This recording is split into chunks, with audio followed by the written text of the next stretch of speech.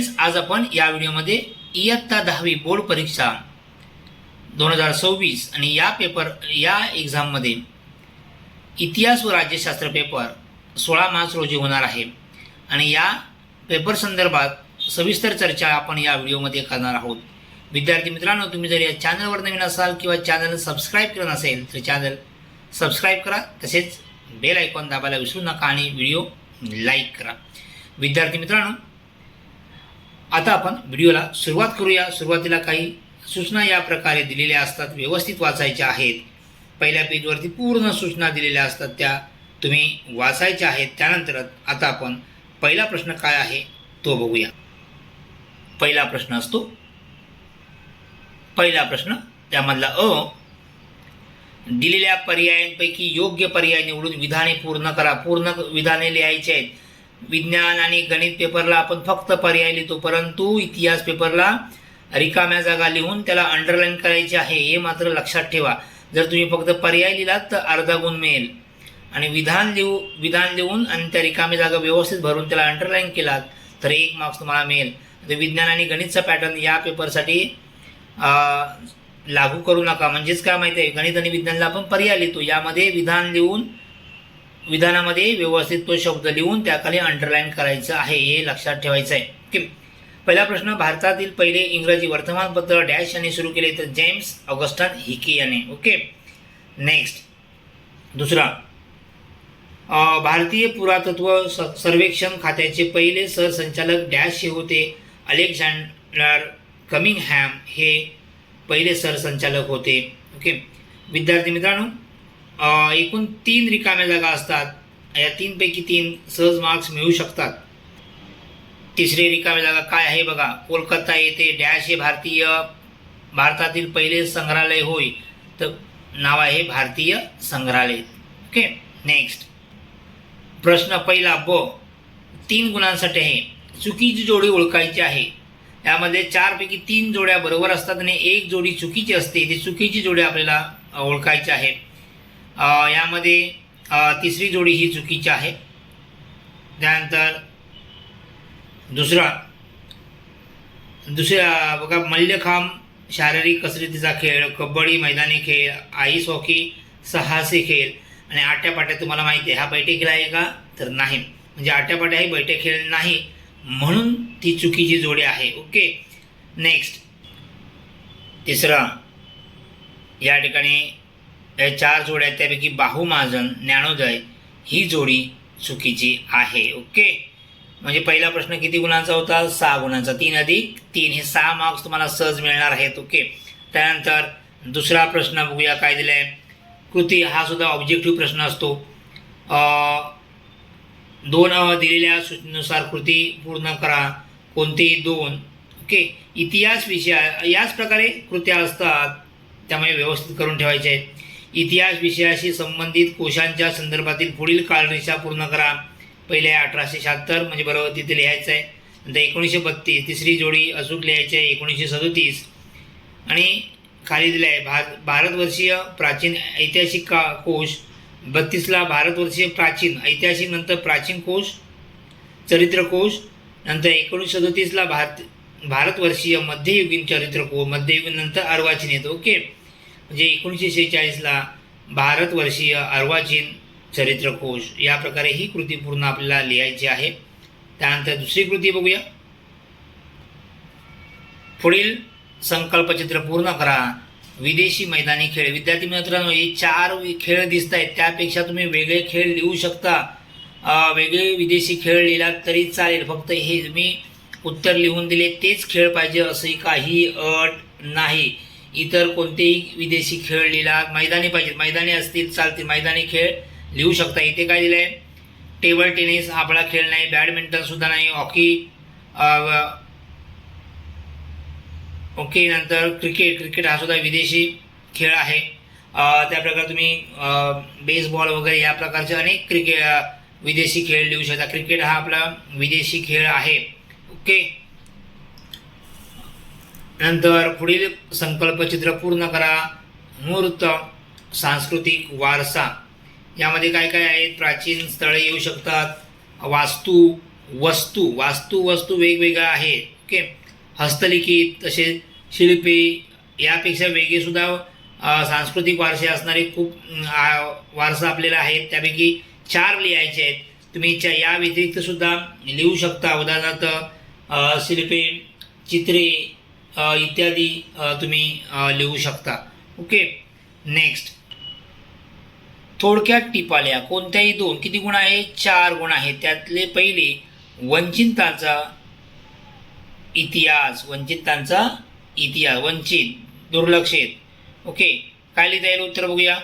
उत्तर बघा, वंचित समूहांचा इतिहास लिहिण्याची सुरुवात मार्क्सवादी इतिहास लेखनाच्या परंपरेतून झाली असे म्हणता येईल. इतर तुम्ही वाचून घ्या पूर्ण. पॉईंट दुसरा, त्यानंतर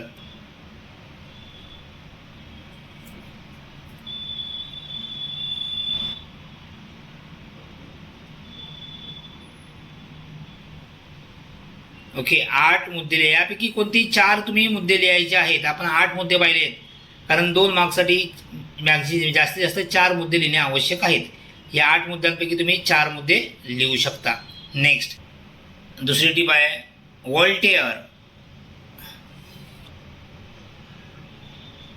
व्हॉल्टेअर मूळ नाव फ्रान्सवा मरी अरुये हे आहे. त्यानंतर इतर मुद्दे तुम्ही बघायचे आहेत. या 4 पैकी कोणतेही 2 मुद्दे तुम्हाला लिहायचे आहेत.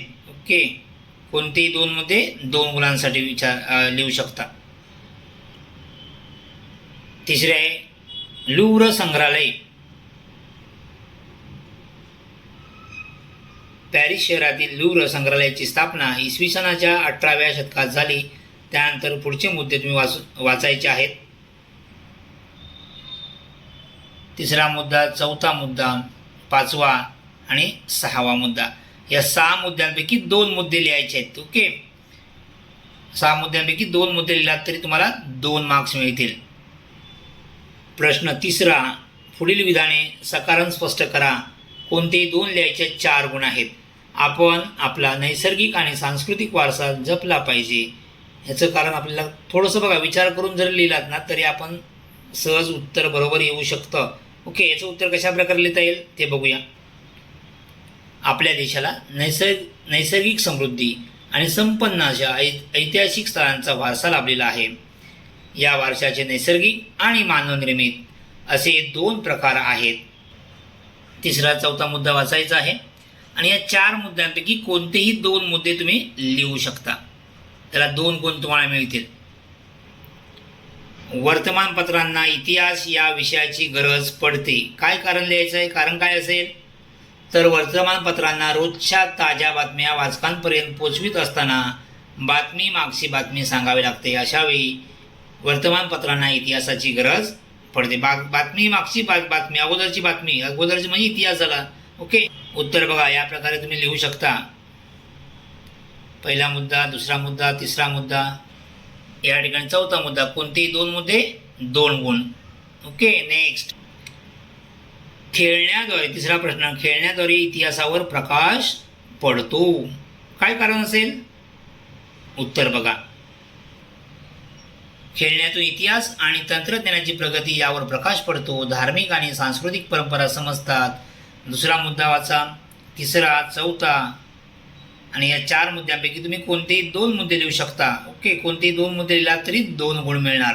किती सोपं आहे ना? ओके, नेक्स्ट चौथं, बाळ जपंडित यांचे आकाशवाणीवरील क्रिकेटचे धावते समालोचन रंजक होत असे. विद्यार्थी मित्रांनो, 4 पैकी आपल्याला 2 लिहायचं आहे. ओके, याचं उत्तर बघूया आधी. क्रिकेट सर्वांचा आवडीचा खेळ आहे. त्या संदर्भात उत्तर तुम्हाला सहज लक्षात राहील. बघा या ठिकाणी क्रिकेट सामन्यांचे मराठी भाषेतून समालोचन पूर्वी बाळ पंडित करत असत.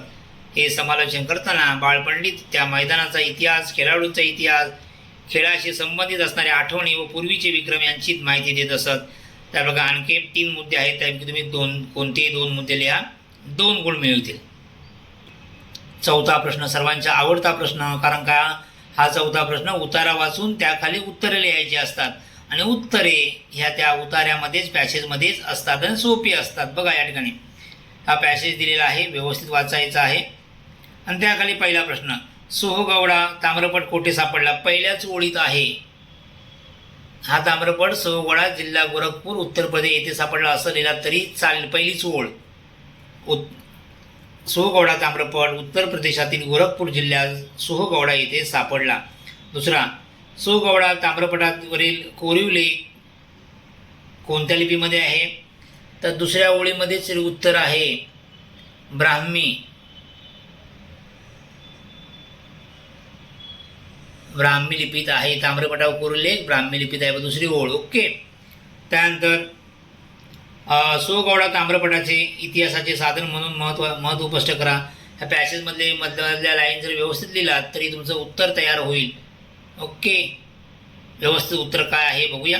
तिसरा प्रश्न बघतोय आपण. सोहगवडा येथे सापडलेला ताम्रपट मौर्य काळातील असावा असे मानले जाते.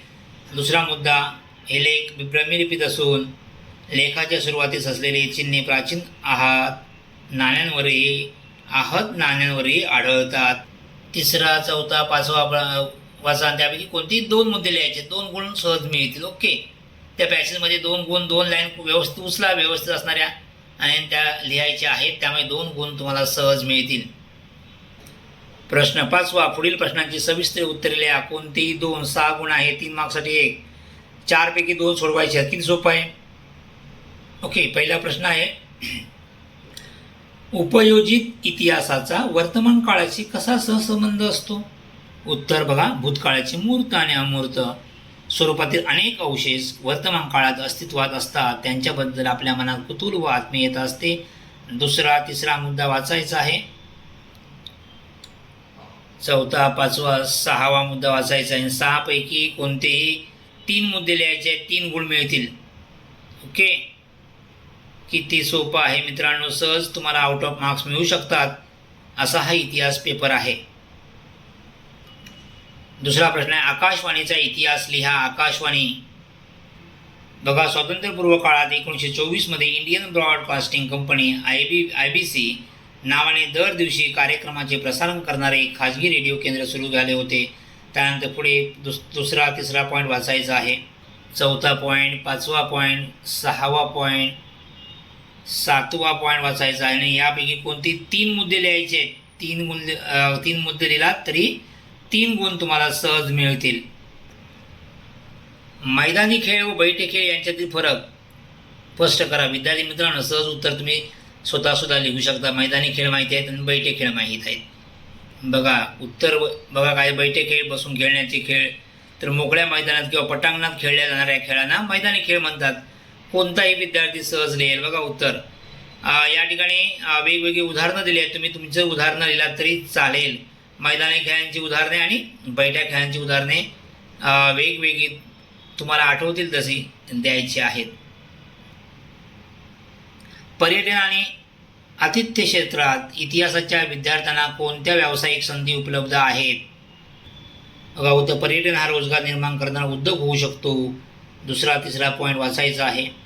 चौथा, 5वा पॉईंट वाचायचा. त्यापैकी कोणते 3 मुद्दे 3 गुण. या व्यतिरिक्त आणखी स्वतःचे मत योग्य मांडल्यास त्याला काय करा, मार्क्स तुम्हाला सहज मिळतील. प्रश्न 6 पासून राज्यशास्त्र सुरू होतं. पहिलाच प्रश्न 2 गुणांसाठी. रिकाम्या जागा भरा. लोकशाहीचा गाभा म्हणजे सत्तेचे विकेंद्रीकरण. हा पर्याय बरोबर आहे. तो रिकाम्या जागा, तो पर्याय लिहून रिकाम्या जागा काय करायचं, पूर्ण ते विधान पूर्ण करायचं आहे. स्वातंत्र्यपूर्व काळात ओडिशातील डॅश या आदिवासी जमातीने ब्रिटिशांबरोबर उठाव केला. गोंड ही आदिवासी समाज आहे. या जमातीने ब्रिटिशांविरुद्ध उठाव केला. 7वा प्रश्न, पुढील विधाने चूक की बरोबर ते कारण स्पष्ट करा. न्यायालयाच्या विविध विषयांवरील निर्णयातून भारतातील राजकीय प्रक्रिया परिपक्व होण्यास मदत झाली. बरोबर आहे. पण हे बरोबर का आहे याचं कारण मात्र लिहायचं आहे. हा प्रश्न सोपा. बघा इथे जर तुम्ही बरोबर किंवा चूक लिहिलात तरी 1 गुण मिळेल आणि 1 गुण स्पष्टीकरण देण्यासाठी असतो. ओके. तर स्पष्टीकरण काय दिलं, कारण काय आहे, कारण किंवा स्पष्टीकरण काय आहे ते बघूया.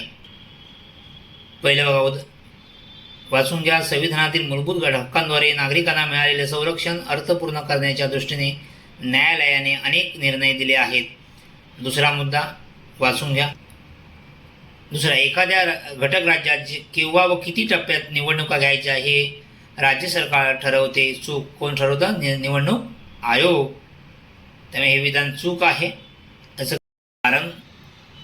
कारण वाचून घ्या. कारण का, हे निवडणूक आयोग जबाबदारी कोणाची असते? तर निवडणूक आयोगाची. निवडणूक आयोग ठरवत असतं. ओके. नेक्स्ट, ग्राहक चळवळ अस्तित्वात आली. विधान बरोबर आहे.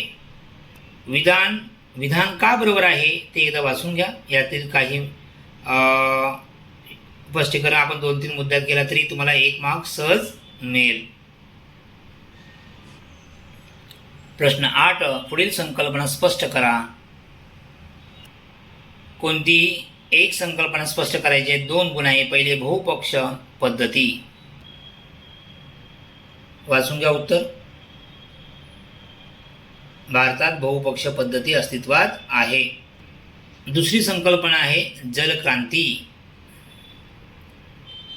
डॉक्टर राजेंद्र सिंह राणा यांच्या नेतृत्वाखाली हजारो जोहड म्हणजे नद्यांवरील मातीचे बंधारे राजस्थानमध्ये निर्माण करण्यात आले. आणखी काही मुद्दे ते वाचून घ्या. त्यानंतर प्रश्न 8ब, कृती पूर्ण करायची आहे. कोणतीही 1-2 गुण आहेत. निवडणूक प्रक्रियावरती आहे. मतदारसंघाची निर्मितीनंतर मतदार याद्या निश्चित करणे, उमेदवाराकडून फॉर्म भरणे म्हणजेच काय, नामांकन पत्र व छाननी, निवडणूक प्रचार करणे आणि प्रत्यक्ष मतदान होते. आणि मतदान झाल्यानंतर काय शेवटचं होतं? मतमोजणी. दुसरी कृती आहे महाराष्ट्रातील प्रादेशिक पक्ष. अनेक पक्ष आहेत, त्यापैकी 4 नावे लिहायचे आहेत. या ठिकाणी मी शिवसेना लिहिलं आहे. आता शिवसेना या महाराष्ट्रात 2 झाले. शिवसेना शिंदे गट, शिवसेना ठाकरे गट. आता हे महाराष्ट्र नवनिर्माण सेना, बहुजन विकास आघाडी, शेतकरी कामगार पक्ष, विद्यार्थी. भाजपा लिहू नका. भाजपा हा केंद्रीय पक्ष आहे, तो प्रादेशिक पक्ष नाही. ओके. काँग्रेससुद्धा केंद्रीय पक्ष आहे, तो प्रादेशिक पक्ष नाही. किंवा बहुजन विकास आघाडी, MIM, समाजवादी पार्टी, लोकसंग्राम, स्वाभिमान पक्ष, जनसुराज्य शक्ती, असे अनेक महाराष्ट्रामध्ये प्रादेशिक पक्ष आहेत. त्यापैकी कोणतीही 4 नावे तुम्ही लिहू शकता. त्यानंतर 9वा प्रश्न, पुढील प्रश्नांची थोडक्यात उत्तरे लिहा. न्यायालयाने दिलेल्या कोणकोणत्या निर्णयांमुळे महिलांचा सन्मान आणि प्रतिष्ठेची जपणूक झालेली आहे? ओके. उत्तर बघा.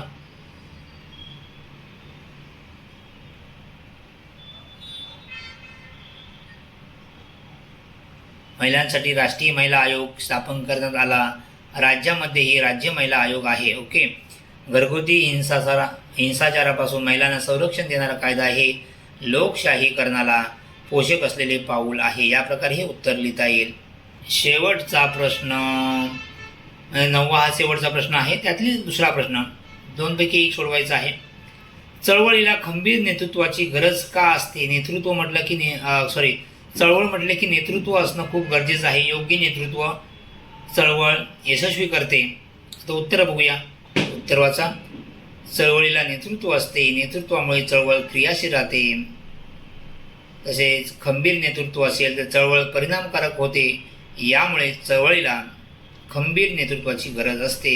विद्यार्थी मित्रांनो, या प्रकारे पूर्ण पेपर बघितला आहे. कशा प्रकारे प्रश्न विचारले जातात आणि उत्तर कशा प्रकारे लिहायला पाहिजे, किती मुद्दे लिहिलात तर किती गुण मिळतात, हे सर्व या व्हिडिओमध्ये आपण पाहिलेलं आहे. तुम्हाला व्हिडिओ आवडला तर नक्की लाईक करा, सबस्क्राईब करायला विसरू नका. आणि तुम्हाला इतिहास किंवा उरलेल्या सर्व पेपरसाठी ऑल द बेस्ट. थँक्यू.